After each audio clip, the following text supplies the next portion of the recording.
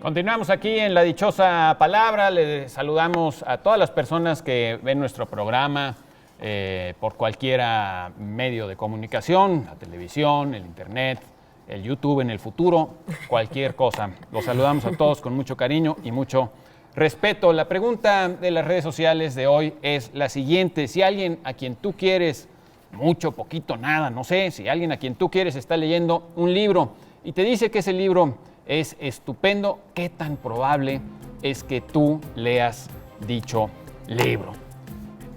Respóndanos y si tienen algo que añadir al respecto, no se lo guarden para ustedes. Tenemos más preguntas como esta de María Elena Favela, que nos pide que hablemos del verbo rectorear. Como si el señor Narro Robles estuviera rectoreando por ahí. Podría rectorar, porque rectorear no, según yo no existe. Ni yo. El verbo es rectorar si se refiere al de ni regir. Los rectores. Pero aquí dice rectorear. Rectorear es porque torean a los estudiantes, ¿no? O porque torean recto. Pues tiene mucho que ver porque, bueno, rectorar, que es el verbo que recoge los diccionarios, significa regir, como gobernar, como mandar, ¿no? Pero ¿se usa? ¿Ustedes lo has usado? Es muy poco usado, en realidad se dice gobernar y mandar, porque un rector... Regir, ¿no? Regir, exacto. De hecho, bueno, la palabra de esa familia que más usamos es la de rector, que tiene muchos significados. Uno es la persona que gobierna algo, lo que sea, no tiene por qué ser una universidad, que es un poco el significado al que estamos más acostumbrados, ¿no? Sí, pero también puede ser una persona a cuyo cargo está una comunidad, un hospital, un colegio, pero sobre todo se utiliza para casas de estudio superior y en este caso la universidad. Claro. También es párroco, también el rector es el párroco. De hecho, la rectoral, que es el adjetivo que tiene que ver con la rectoría y con rectorar y todas estas palabras. Con regla, ¿no? En última instancia, ¿no? Tiene un significado como sustantivo femenino que es la casa, la habitación del párroco. O sea, la rectoría es la casa del párroco o del eso sí. Claro. rector. El rectorado, digamos que es el cargo que ocupa un rector, también es el tiempo, durante el rectorado de Narro Robles, bla, bla, bla. Y también la oficina, es decir, hay una serie ahí de palabras de la familia, de un campo semántico que tiene que ver lo mismo. Ahora, todas tienen que ver con una raíz indoeuropea que significa, dio lugar a regere y a rigere, que tienen que ver las dos cosas con enderezar, poner recto. Entonces, de alguna manera, rector es el que gobierna para que las cosas salgan rectas, es decir, derechas. Salgan, rey también debe tener esa rey misma es uno, etimología más región lejana, ¿no? Incluso, porque antiguamente los romanos lo que hacían era dibujar, trazar líneas imaginarias rectas en el cielo para delimitar las regiones, que eran esas zonas de observación del cielo, ¿no? Entonces, eso eran las regiones. Entonces, estas líneas rectas... ¿Antes fue en el cielo que en la tierra? Primero sí, luego primero ya se los delimitaron hicieron regiones en el cielo. Exactamente. También rectificar, por supuesto, recto, perdón, erecto, se me hace, sin tener ahorita que sí, dar digo nomás, explicaciones. se me hace interesante que te vieras lo que preguntas tú, que se hayan hecho regiones primero en el cielo, porque probablemente pues, como la propiedad privada, digamos, y en las épocas neolíticas y todo, pues no había tanta población y seguramente los lindes de los terrenos pues no estaban, las casas estaban puestas, pero no había propiamente bardas probablemente en las casas. En efecto, cuando eran nómadas más bien, ¿no? Nómadas, o sea, y en cambio las regiones del cielo, probablemente para comprender las estaciones y los movimientos de los cuerpos celestes que pues, todo el mundo observó desde el Paleolítico. Qué interesante que las regiones, más para arriba que de para veras abajo. nunca me había puesto a pensar, que fueran las regiones en el cielo primero que en la tierra, ¿no? Regla también viene de ahí, por lo mismo, rey, como bien decías, decía rectificar, regla, ¿no? Insurrecto, por ejemplo, es el que se sale, el que va en contra de las reglas, también va por ahí. Rey, insurrección, eso también tiene que ver con el que gobierna, el que según las reglas, el que pone las cosas derechas. El rector es un rey, ¿no? Pues el rector sí, a en veces realidad se es el usa que no como persona, también hablas de un eje rector, ¿no? O sea, sí, también como adjetivo. Sí, como por dónde te vas a ir. Claro. Y bueno, pues rectorear, según yo, no existe. El verbo correcto, yo diría que es rectorar. Entonces, sin esa E. Y yo nunca lo he oído como verbo tampoco. Es rectorar, yo tampoco. Yo honestamente ni lo he leído ni lo he escuchado. La academia lo da incluso como Sí, un sinónimo y da como preferible el de regir. Ya. No, Sí, claro. no, ni siquiera le da una definición en el diccionario. Bueno, la academia está llena de palabras así medio de curiosas. viajes. La pregunta es si lo usaron los clásicos de la lengua española, que yo tampoco lo recuerdo, pero... Posiblemente porque no como en el caso del rector de la universidad, no creo que sea lo que él hace dentro de ese cargo, sino como en el sentido de dirigir, o posiblemente a lo mejor en el ¿Pero qué tanto uso significado del tuvo? ¿En párroco. qué época tuvo más uso? ¿En el Misterio. siglo XVIII, XIX? No sé. Ese es poco... Bueno. Es intransitivo, eso sí. Vámonos con otra pregunta, si tenemos tiempo. Yo creo que sí. Nadie me dice nada. A ver, Gustavo Robles nos pregunta lo siguiente. Nos pregunta, ¿Isaac Newton era supersticioso y fundamentalista cristiano? Ay, Fundamentalista cristiano, bueno, habría que definir qué cosa es un fundamentalista Pues, cristiano, no en el ¿tú sentido qué le sabes? Pues sí, yo creo contemporáneo. que, como tú dices, pues habría primero que decir que es un fundamentalista cristiano. Si entendemos, yo supongo, que lo está manejando en el sentido moderno, en el sentido con que lo usamos hoy, el fundamentalismo religioso, pues musulmán o cristiano, porque en efecto, el primer uso de la palabra fundamentalismo respecto a la religión fue usado en Estados Unidos para los cristianos y luego se generalizó Pero eso para es- los musulmanes, ¿no? Eso es seguramente muy posterior A Newton. ¿no? Claro, digo, sería una Sí, sí, sí, sí. aplicación moderna del término hacia Newton. Bueno, yo un poco no recuerdo ahorita el autor, pero sí hay un libro que estudia a Newton, incluso le responsabiliza a Newton de parte del fundamentalismo de algunas sectas protestantes norteamericanas, ¿no? y centroeuropeas, ¿no?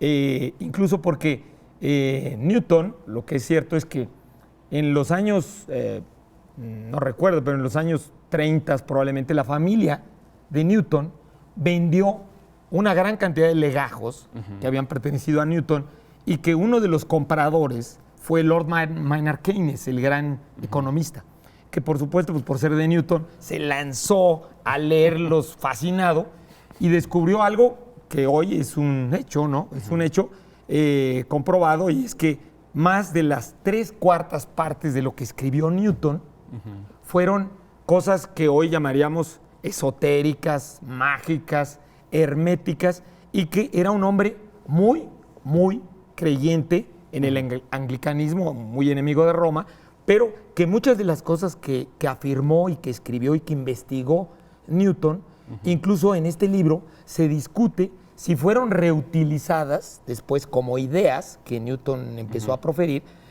por muchos de los fundamentalistas. Incluso hay Pero algunos se llegaron grupos... a publicar, porque efectivamente yo sé que él dedicó Sí. muchísimo de su inteligencia a temas Claro. completamente extraños o que nos parecen inusitados para un científico. Y sobre todo para el padre casi Para el de la padre. ciencia moderna. Pero digamos. realmente sí hay un nexo entre ese tipo de escritos y los fundamentalistas cristianos de Estados Unidos. O sea, se publicaron, los leyeron. Que yo sepa, no, porque no he leído el libro tampoco, pero digamos, pero el libro en el que se responsabiliza a Newton de muchas de las ideas que luego retomaron los fundamentalistas, pues dicen que sí, que porque Newton en vida fue a veces muy criticado, exactamente, y que lo que decía Keynes es que si Newton hoy viera la imagen que nosotros tenemos de él como el padre fundador de la ciencia moderna y del racionalismo, que probablemente se Hablaría de la sorprendería escuela. y Sí, no claro. le gustaría. No, de porque- hecho, sí, eso es totalmente cierto. Sí. Digamos, en más de un libro, yo he oído que lo llaman el último gran mago. Es decir, Exacto. es cierto que es el primer científico moderno lo que dejó en la física es impresionante Sí, lo no, que hizo una y la cambió inteligencia. para siempre, un cuando tipo lo hizo. brillantísimo.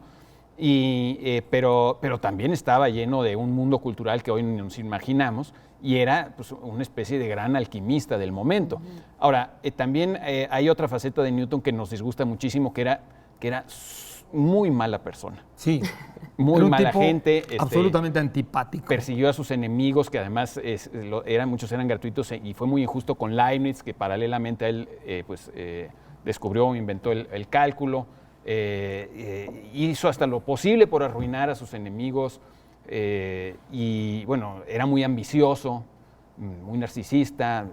No es la imagen que hoy tenemos de un buen científico. Sí, bueno, llegó a ser el jefe de la Casa de Moneda, o no sé cómo se llama. Sí, de la Casa de Moneda. Cómo se llama ese puesto, pero... Y como tú dices, incluso en la Royal Society también se dedicó a perjudicar a los que sentían que estaban compitiendo con él. Expulsarlos, impedir su ingreso. Claro, incluso algunos dicen que fue un hombre absolutamente solitario, nunca jamás se casó. Algunos hasta se han descubierto, Keynes decía que había cartas de Newton a un alumno y que muchas de las cartas eran, casi insinuaban, ¿no?, que Newton a lo mejor había sido un homosexual de closet en esa época y que probablemente por eso tuvo esa personalidad tan conflictiva. Pero terminando con la pregunta que nos decía, en efecto, Newton escribió muchísimo sobre el hermetismo, ¿no? Sobre estas relaciones invisibles de las cosas y sobre los ángeles. Y también creía fervientemente en el cielo y en ahí hay Dios y el infierno. Yo creo que para también criticar, o sea, un científico que muchas veces se contradice con la religión en muchas cosas, yo creo que tiene que conocer mucho lo que va a lo que se va a poner, si no, ¿cómo vas a criticar algo que no sabes? Bueno, entonces, seguramente pero Newton no tenía ningún interés en criticar. Realmente era un deísta, o sea, obviamente creía en Dios, y la mayoría de los grandes científicos del pasado creían en Dios. Bueno, hasta Einstein creía en Dios, es decir... Sí, que lo que demostraron fue una idea de Dios más libre, no tan como Newton, ¿no? O sea, Newton tenía una idea muy convencional. Y también se especula mucho si no se habría vuelto loco.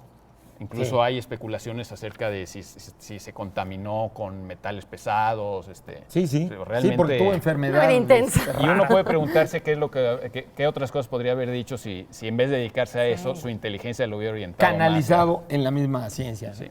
Bueno, vamos a la dichosa palabra, perdón, ya nos estamos colgando y ya nos regañaron con justa razón. Adjetivo que se aplica a algunos defectos como la ignorancia, para indicar que se padece en grado extremo y que procede de negligencia. Tendido sobre el dorso. Si conocen a qué palabra corresponde esta definición, podrán llevarse, entre otros, estos libros. Fíjense que Francisco Hinojosa todo lo que hace lo hace bien. Bueno, pues además de ser bastante prolífico, Francisco Hinojosa ahora presenta de Ediciones Nostra El castigo de Lucas. Si ustedes no saben lo que es la nomofobia, es el miedo a la desconexión, normalmente por incomunicación, es decir, a no estar comunicado. Se dice mucho ahora de los celulares, de no tener internet. Bueno, ¿nomofobia? Eso es lo que le pasa a Lucas, porque después de terminar el ciclo escolar saca tan malas notas que sus papás lo que hacen es castigarlo sin internet. Entonces, imagínense ustedes, queridos adictos, ¿qué podría pasarles si no tuvieran redes sociales un verano entero? Bueno, pues esta es la historia día por día, una especie como de diario, con ilustraciones de Ignacio Zárate Huizar. Los niños han de creer que nomofobia es la fobia a los gnomos. A los gnomos. La nomofobia. Muy bien, también tenemos ejemplares de esta maravilla de Sexto Piso, Washington Square, una de las novelas más famosas de Henry James, que como saben ustedes es garantía de muy, muy buena literatura, con ilustraciones de Johnny Russo, cortesía de Sexto Piso. ¡Qué padre! Sí, cuando uno ve esas ediciones, dice uno, realmente los libros no van a desaparecer, ¿no? No, o sea, además... En el sentido de la bibliofilia, qué bonito libro. No es un cómic, o sea, tiene ilustraciones, pero respeta el texto íntegramente. Está preciosa la edición. Sí. Y bueno, de el maestro de maestros entre los filósofos, para retocar el mundo clásico, el sofista de Platón, clásicos de Grecia y Roma, en estas ediciones fabulosas de Alianza Editorial. Y después de esto vamos a hacer una pequeña pausa para ir con nuestros valientes patrocinadores, escasos pero aguerridos, firmes. Allí están como siempre. Volvemos después de esto. Dichosos. Shake